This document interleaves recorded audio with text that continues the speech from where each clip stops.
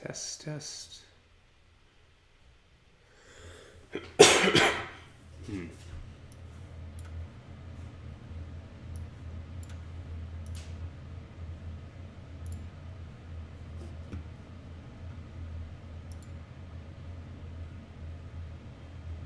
Oh, cool. Looks like I'm live. Hot damn.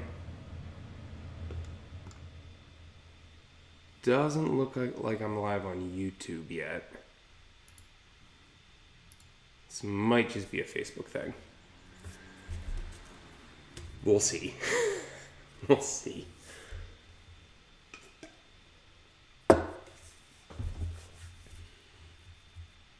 Mm-hmm.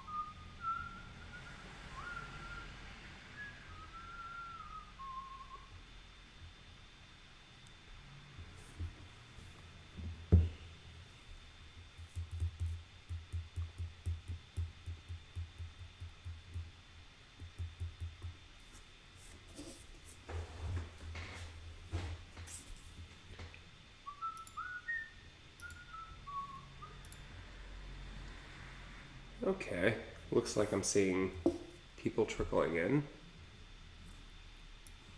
This is pretty cool.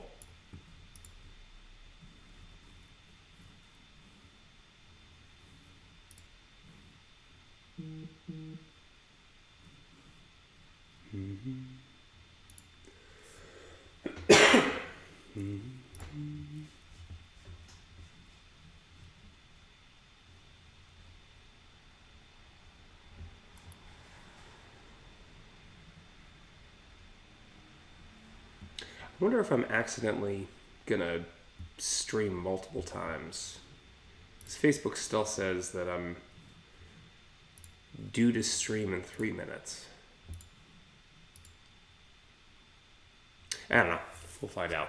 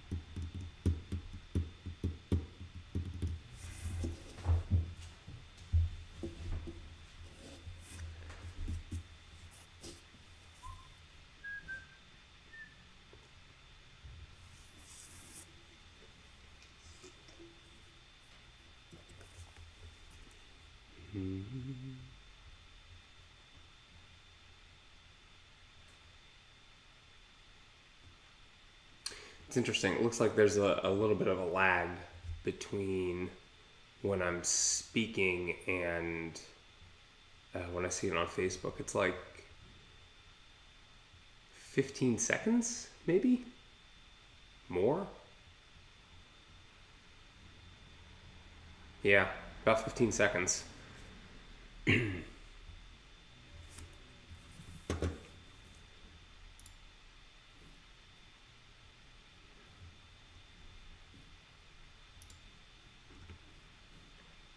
Which is weird because if you type a comment, you're commenting on something that was 15 seconds ago. I don't know. We'll see it. We'll see how this works. Got another few minutes before the actual live stream starts. Until then, I'm just going to be talking to myself. Try to be a good conversationalist for myself.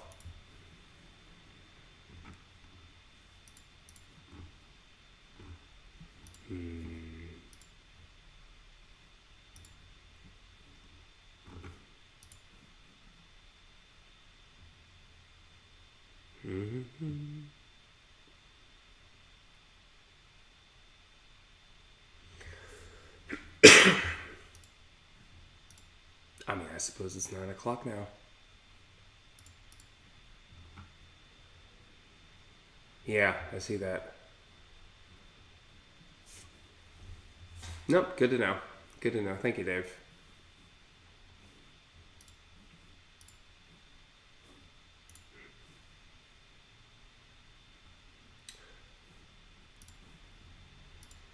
How do I also stream on YouTube? That's the question.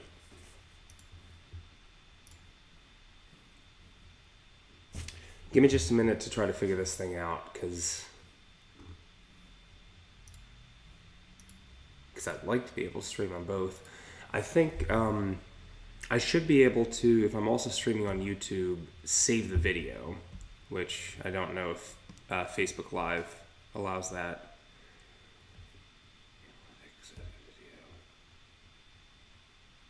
Thanks for bearing with me while I kind of stumble through this.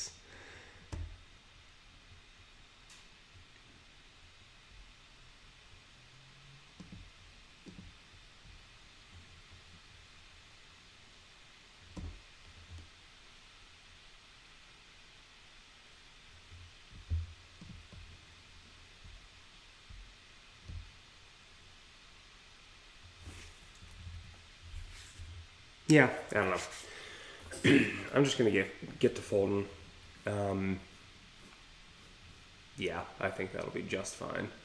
So I've got a few of you guys watching. Thanks for joining.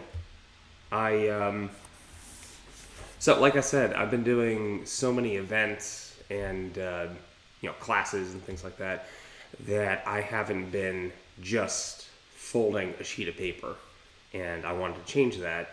So I basically made an excuse to force myself to fold something. So I'm not really sure what I'm gonna fold just yet, but I'm gonna tear into this paper, fold a grid, and design something or play around.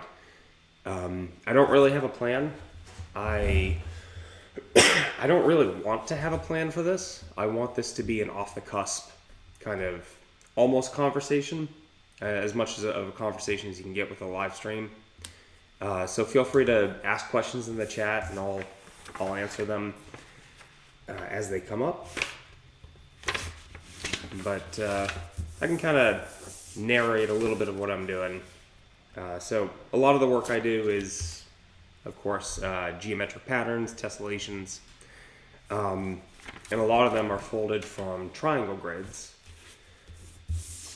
Easiest way to get a triangle grid is to fold a hexagon first. So that's what I'm doing. I just kind of eyeball this 60-degree angle. I don't crease down hard because I'm gonna probably shimmy that into place. See, it's a little over.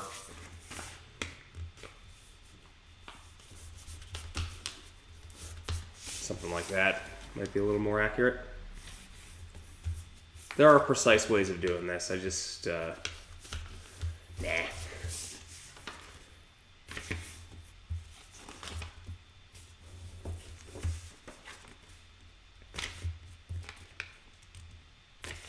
If you're doing 20 grids, there's no, you can save a lot of time without, if you don't. if you don't fold as precisely.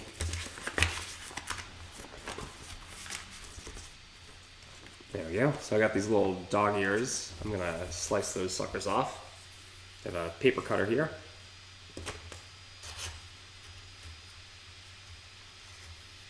You can just sharpen this.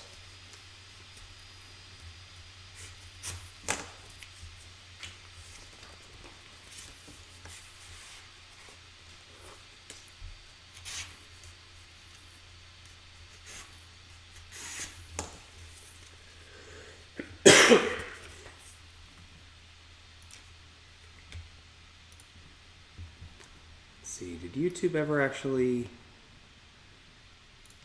Nope. I don't think it ever did. Oh well. Facebook works, at least for now. So, there's a hexagon, and I'm going to fold a grid. So basically, the way I do this is I fold along the diagonals, and then I back crease. So I take each diagonal and I fold in the opposite direction. Something like that. And then I'm going to start actually developing this grid. Now, I know a lot of tesselators that don't like folding grids. I rather enjoy it. I find it meditative, which is why I'm actually folding it here. I don't know if I'm always going to actually fold the grid on the live stream, but I thought it'd be interesting for the first time.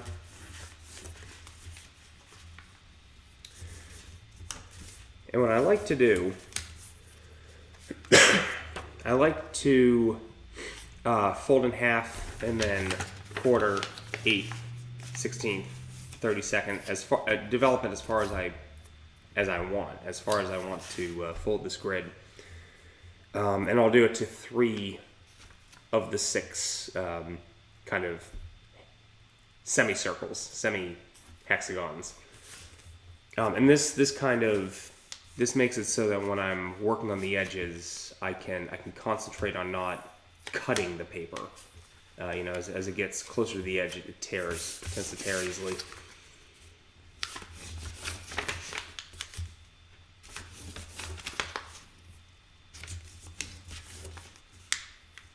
There we go, something like that.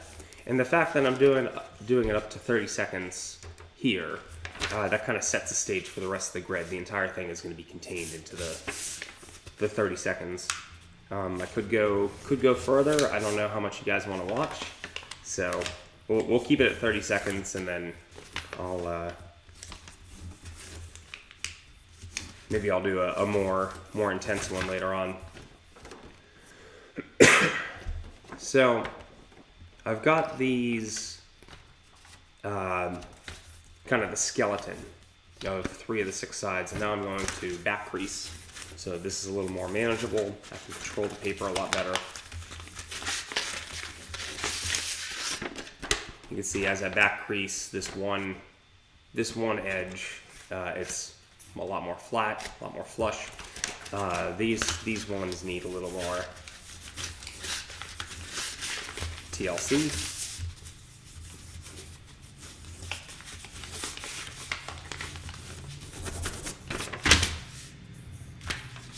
Something like this.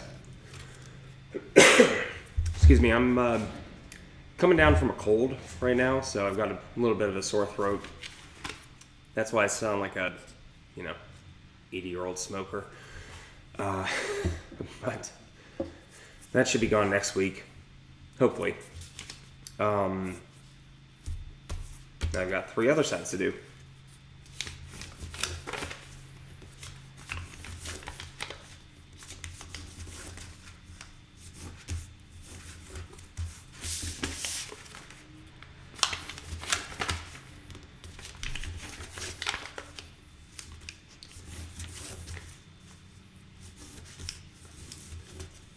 So I see I've got 6 people watching.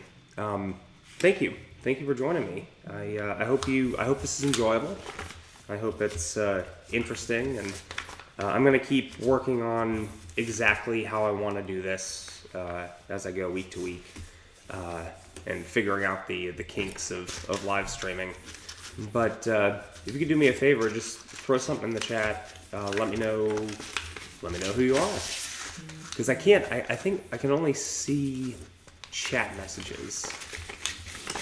Doesn't look like I can see actually who's watching. If you want to, no pressure. There we go. So this is a skeleton. I call it a skeleton. Let's see. So you can see there's a big hexagon in the middle, and then it gets progressively smaller or closer to the edge as you go out. So now I've done basically the edges. So I don't really have to worry about tearing the paper as much, because now I'm working on the interior of the paper. So now I can just tear straight into it.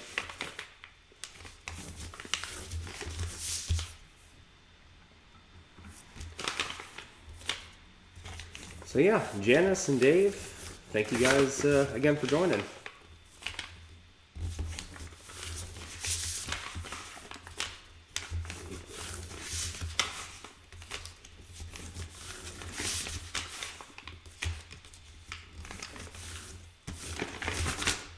There we go.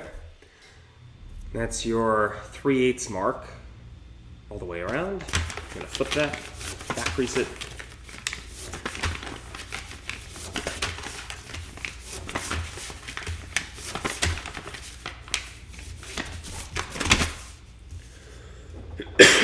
And that's an 1/8 grid.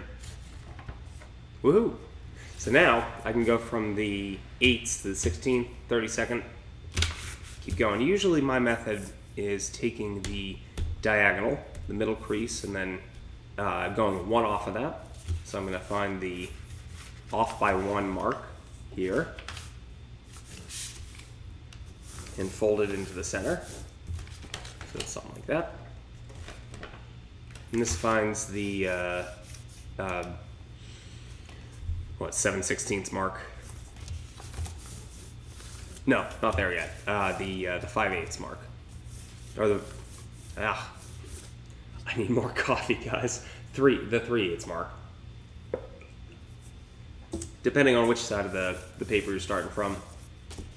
Now, once I'm at the 8ths density, I suppose, I can kind of work my way back from the center, creating a stack. It's almost like an accordion. You pick the next crease, you fold it up over.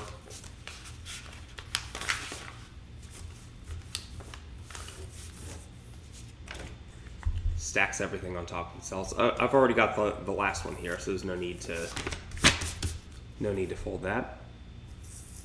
So I worked on one axis from the diagonal backward, and I always work toward myself. I fold away from myself, but kind of make the creases as they get closer to me. I don't know. It just feels more accurate, like I have more control over the paper if I do it that way. I'll flip the paper around, do the same thing.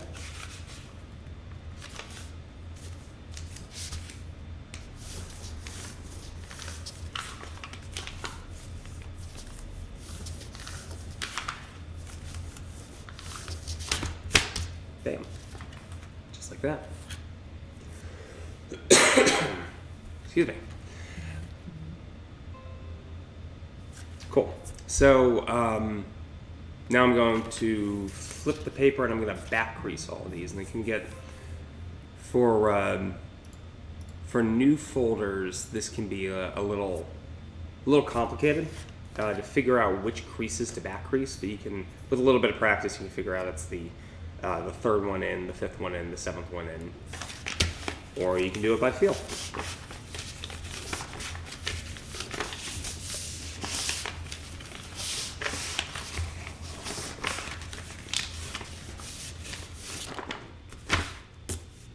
And there we go. Now I've done, let's see, that axis to 8ths. You can see there's 8 margins as you go across, from top to bottom.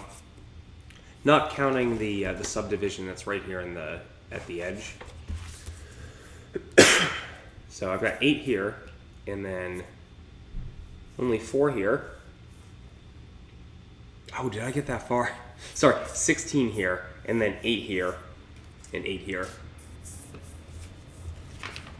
So I'm going to rotate and continue on. Hey Guy, it's good to see you. Thanks for joining.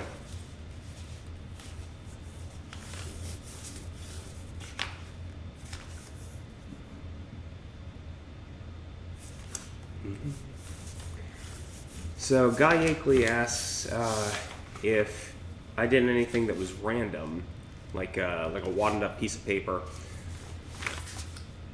I've done a little bit of that. So like random creases, random pleats on one end of the paper, or if I create a grid, I'd fold like a twist that's over here and a twist that's like way over here, and not have them really connect, and then just see how the pleats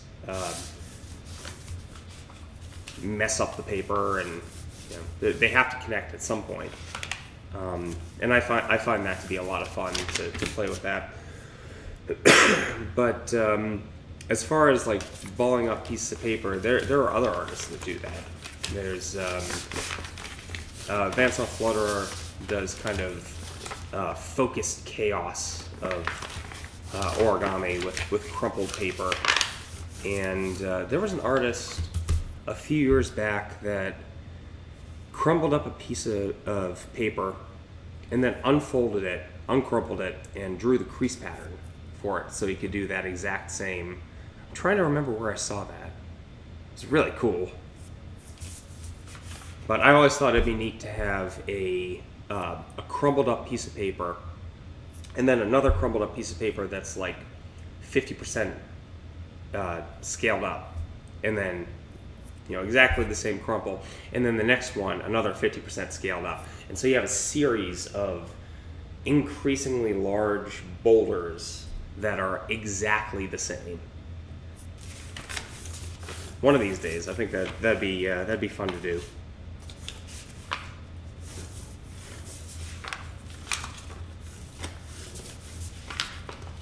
All right, so I'm working on the third axis now. I've gotten this one, now that one.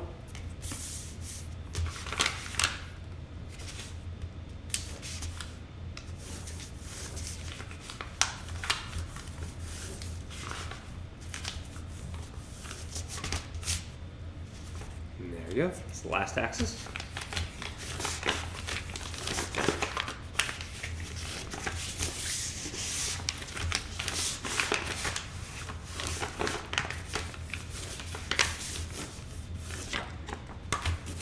And there we go.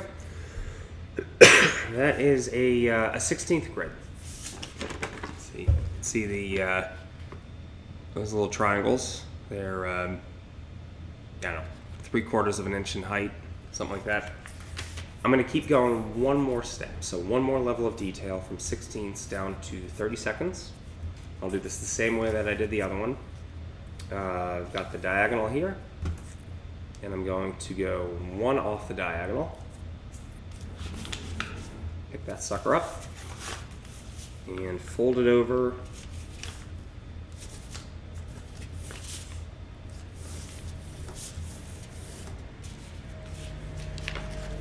to get that mark,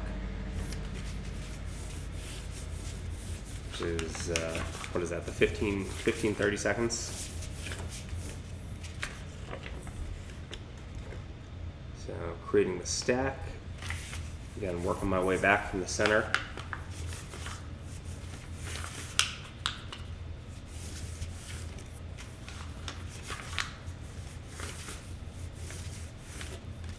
Something like that.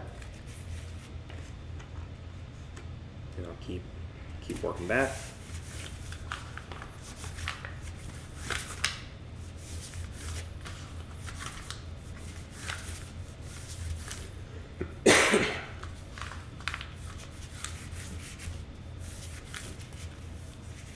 And just like before, I don't have to get the last one because I've already done that in the skeleton.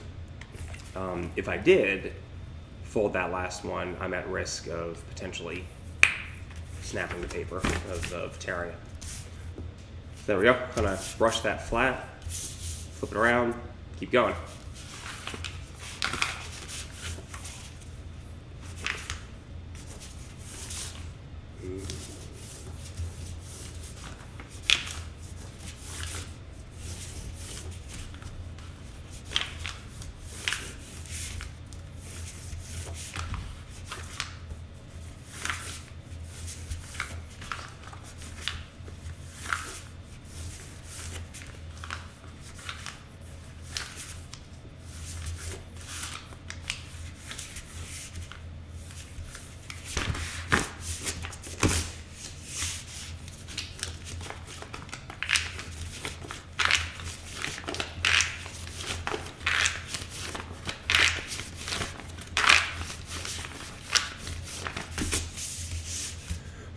So what I'm doing here, there's a few different ways to back crease when you have a stack. You could either lift it into the air like this and kind of pinch in the right place and almost zipper your fingers across.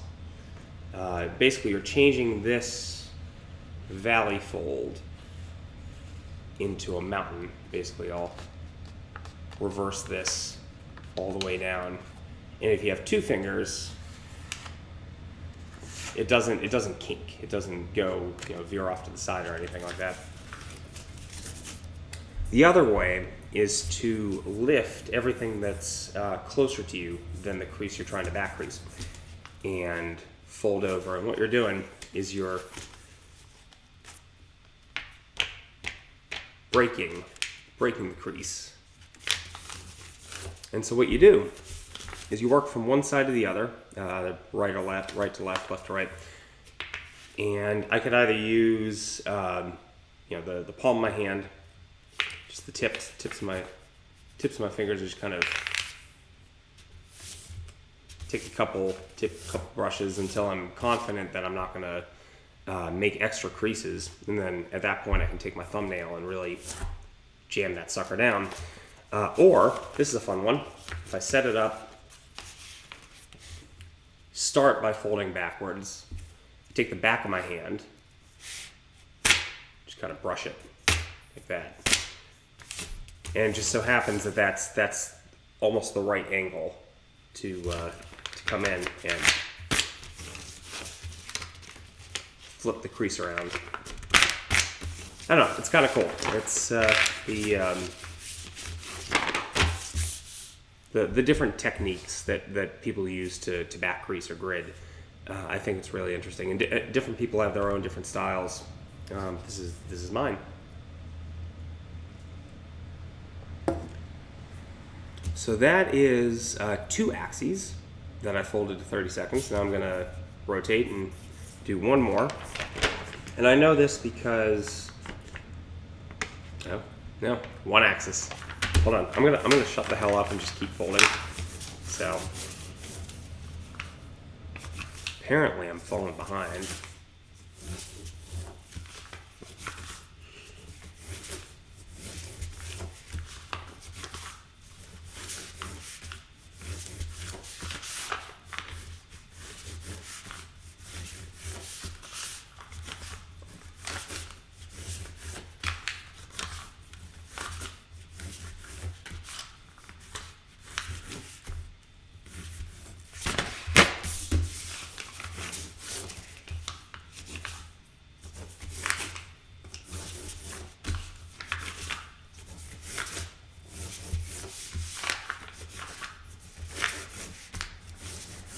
And blast my way through axis 2.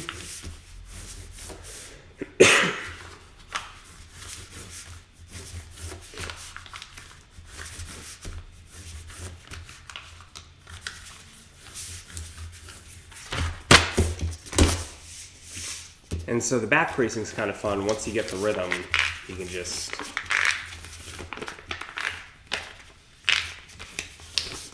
sounds like a zipper, or you get that nice crisp crackling sound So I'm using a type of paper called elephant hide, which is a bookbinding paper. It's very strong, very crisp paper. Back crease as well, holds a crease, has a good memory, all that stuff. And it's because of that it leads to that good, as I back crease. 2 axes done. Gonna work on the third.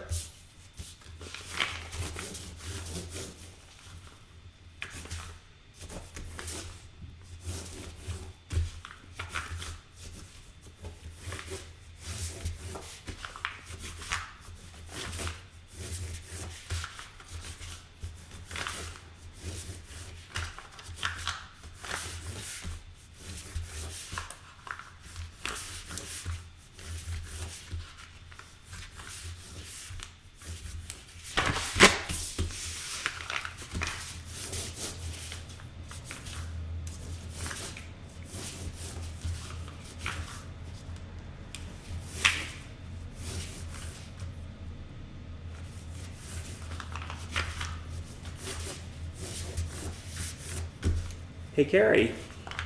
Thanks for joining. Laura.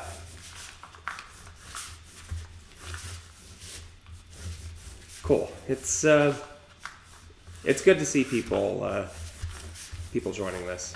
So, thanks for watching. All right, almost done with the grid here, and then we'll get into something actually real.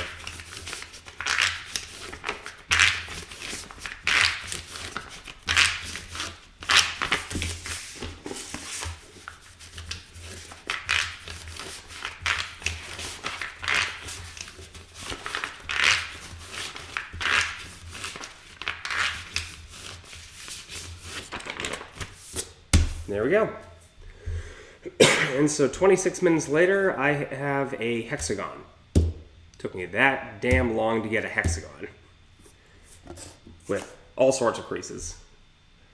So now I gotta figure out what the hell to do with this. Let's play around. So basically, when you have a grid, you got all these little triangles. I'll show you a little closer. I don't know if it's easier to see on the webcam or the dock cam, but there's all these little triangles all the way through. Let's get a little closer.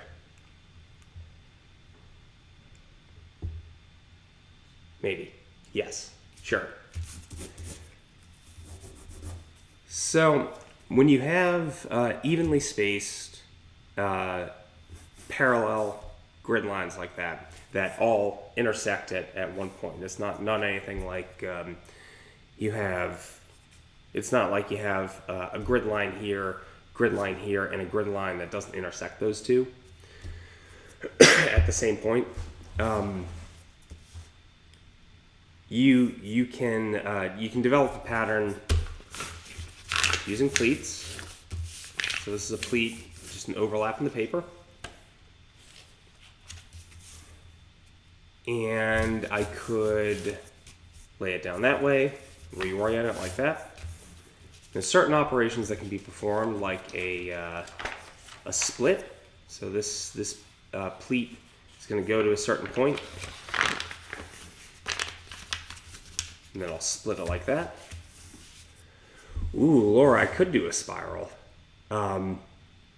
Maybe next week. Let me think of how I'd want to approach that. But I'm gonna keep this a little freeform for right now. So we've got an intersection of 3 pleats that intersect all at the middle, all at the center of the hexagon. I'm actually going to turn this into a hex twist, which is looks a little more complicated. It is a lot more complicated, but it's like if you're learning a language, it's an irregular verb. It's one of those things you have to just kind of close your eyes and push through, as it were. Hex twists are hard. They're really hard to teach. But mostly because they don't stand upright. There's no intermediary step. It goes straight from being flat to locking in place, and you flat fold it. I might go a little more in depth in a future live stream, but that's a hex twist, and you have these six pleats that intersect. All right, now what? Let's see. So I'm going to.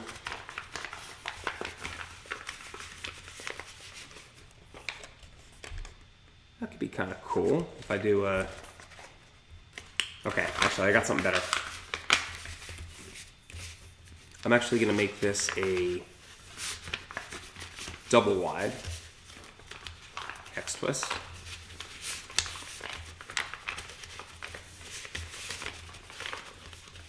And when I say double wide, I'm talking about a hex twist where each of the pleats is two grid lines wide. So something like that.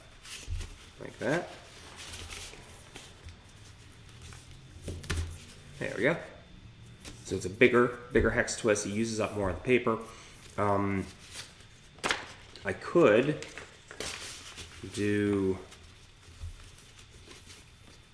one of these, little star shape, kind of make use of the extra grid lines inside of the hexagon there.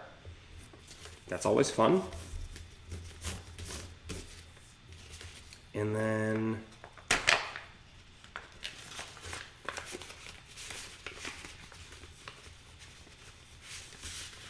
there we go. That's kind of fun. So I call this a pushed pleat. This is, you have a pleat that comes down, hits a point, and then splits, and then you drift, you translate that pleat in the direction of the spin, one space. Kind of push this up. Let's, actually, I'm gonna move this down one more. I'll show you why in a sec. I want a little more room.